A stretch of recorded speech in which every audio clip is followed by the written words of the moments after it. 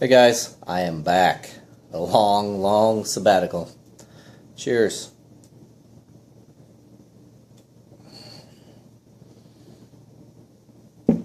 It's getting better. Ew, it is getting better. Welcome back. Hopefully you guys will be glad to see my ugly mug, even if it's got a little hair on it. It's been a while since I posted a video. Where have I been? I just been here around. Summertime gets busy.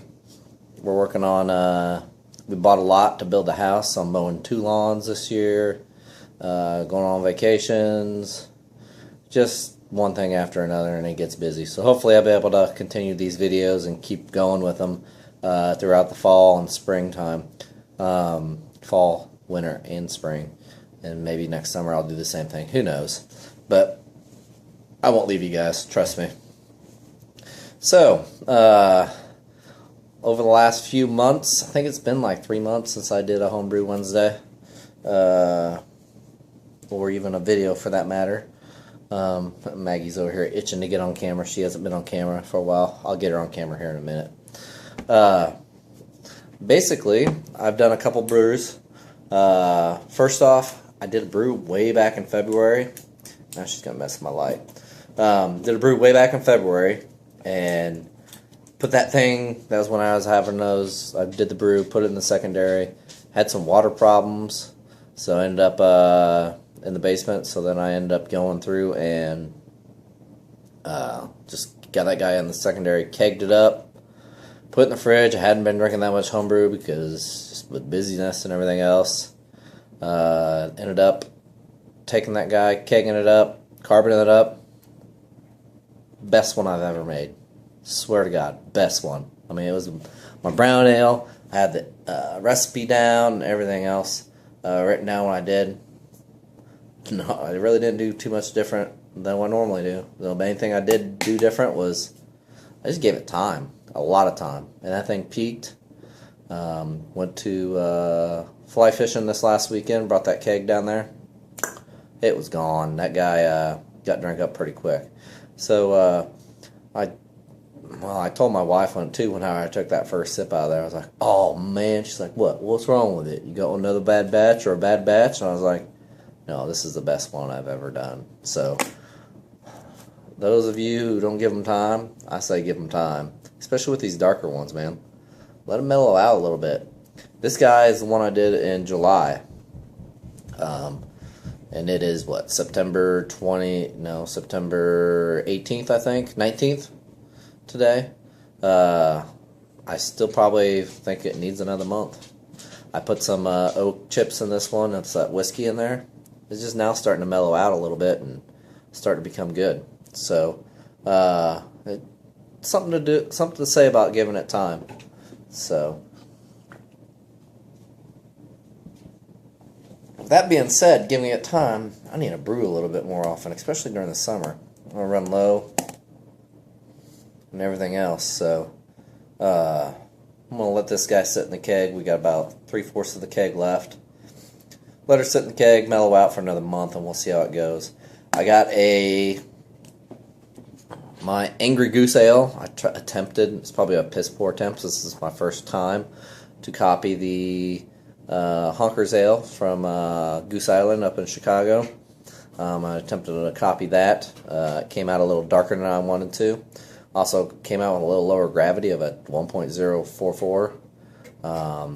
But we'll see. I got that guy. I transferred it over into the secondary yesterday, 2 days ago. So, you guys, I don't know about you, but my brewing just slows down in the summer. Time just doesn't allow. I don't have the proper fermentation temperatures. Basically, it gets a little too hot in my basement. I got a split level basement. Maybe that'll change once I get a full basement.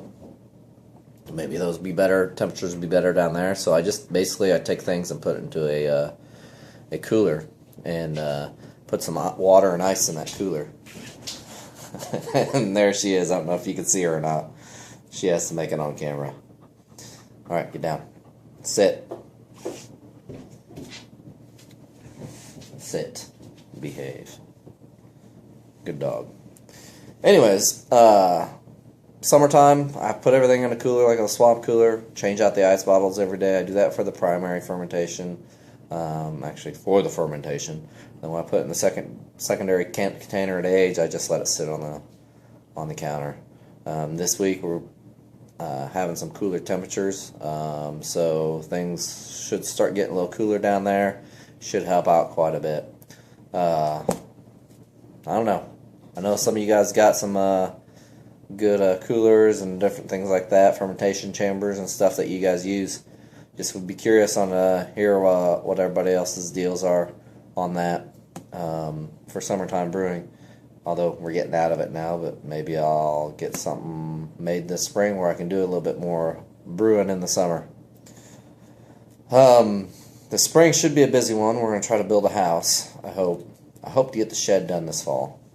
And that is a big thing on my docket because that is going to be my new brew house. Brew shed, brew house, whatever.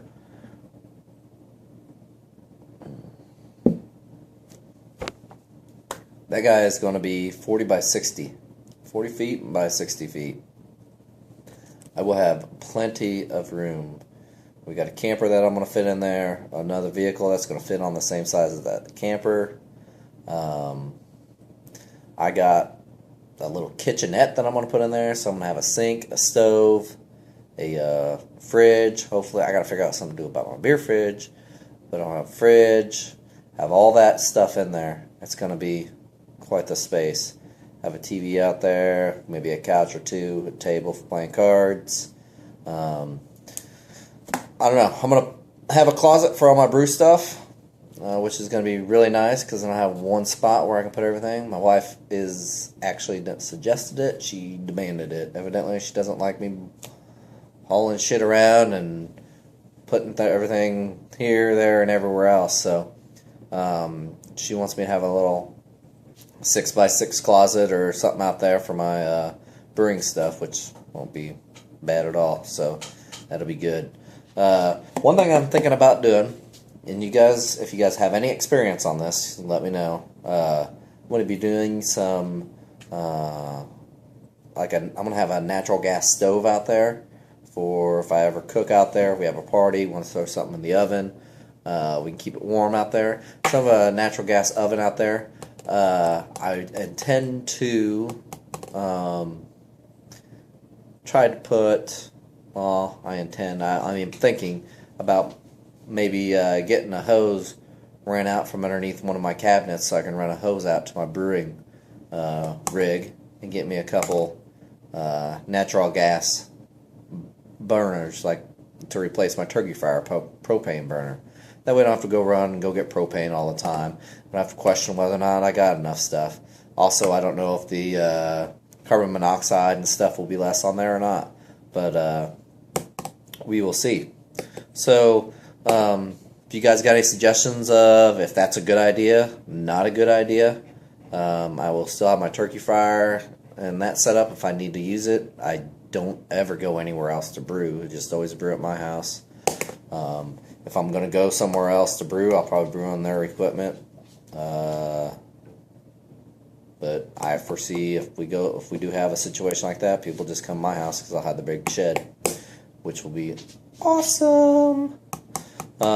So I talked about maybe making a brewing rig in the past. I kind of saw how some people have some gravity-fed things. Seawolf, I don't know if I say your name right, the guy from Wisconsin. He's got an interesting setup. I really like that, looking at his stuff. I like his videos with him doing the time-lapse brewing. I'm going to have to try that one time.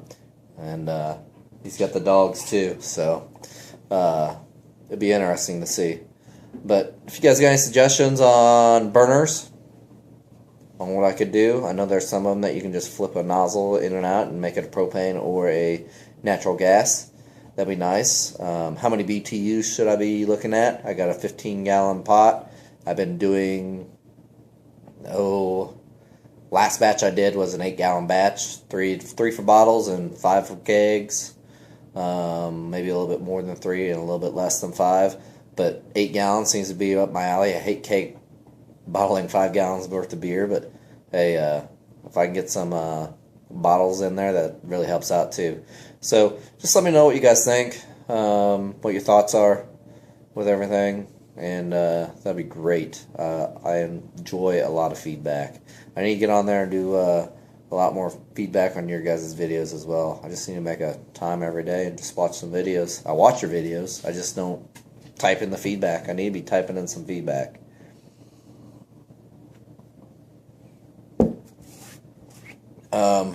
What else has been going on? Got the Angry Goose Ale going. Next brews, I'm going to do another brown ale. Get one going, one fermenting, one guy, so I could just sit there and let it wait. That brown ale, oh, it was so close to Moose Drool. I mean, it was good. It was spectacular. Hopefully my Angry Goose Ale, it's more of a hoppier beer. I can get that guy pushed out, drink off of it for a while I got my brown ale aging. The plan is going to be to brew the brown ale. 2 weeks later, I'll probably brew my oatmeal stout. That guy doesn't have to age near as long, so I can get that guy aging, and then I'll probably work on another Angry Goose Ale right away, see how that goes, and then maybe do another brown ale, another oatmeal stout, kind of keep on going from there. I really try to get away from those pale ales. I like the pale ales. I like the lighter beers. However, I just have been having problems keeping them tasting good. I don't know. I just maybe need to get another recipe, or maybe I just need to get a kit from somewhere and follow that recipe and then tweak it the way I want. So we'll see. So as far as everything else has been going, life's been good so far. So good. No big real challenges. Just haven't been on for the videos. I know you guys are all concerned. But we're heading into the cooler season. It's brewing season. I look forward to having a lot more brews. Maybe I'll get some videos on some brew days. Oh, I forgot to tell you. Let's see here what we got here. I did a little bit of hop harvesting. I'll have to show you a video of that as well. I started on the 13th of August harvesting some Cascades out of 2 Cascade plants.